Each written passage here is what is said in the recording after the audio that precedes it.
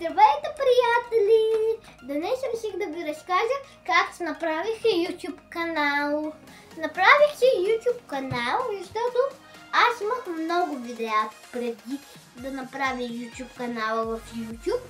И говорихме с моите приятелки, те се съгласиха да снимат с мен. И така, още когато се съгласиха, май бяхме даже навънка и си го направих веднага YouTube канала. И още когато го направих, първия или втория ден почнахме да правим видеа.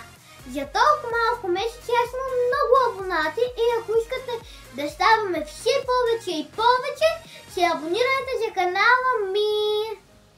Така, YouTube канала го направих също и за да мога да качвам видеята си в някоя мрежа.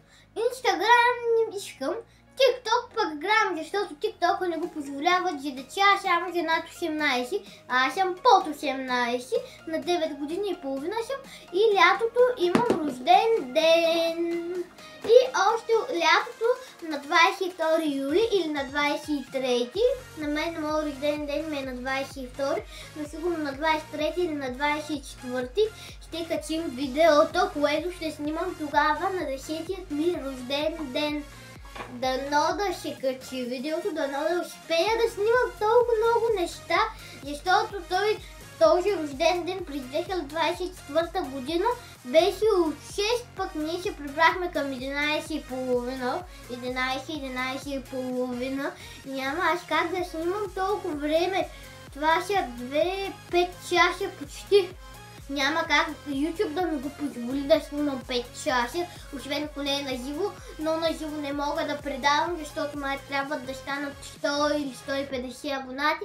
Затова се абонирайте за канала ми на всяко едно видео, което ви излезне, се абонирайте, за да може да постигнем 100 или 150 абонати, да мога да снимам видеа на живо и после да стигнем 1000 или 10 000, забравих на кое се взимах с тази сребърната, бронзовата грамота на YouTube. Много я искам, не искам и златната, искам и бутона на YouTube.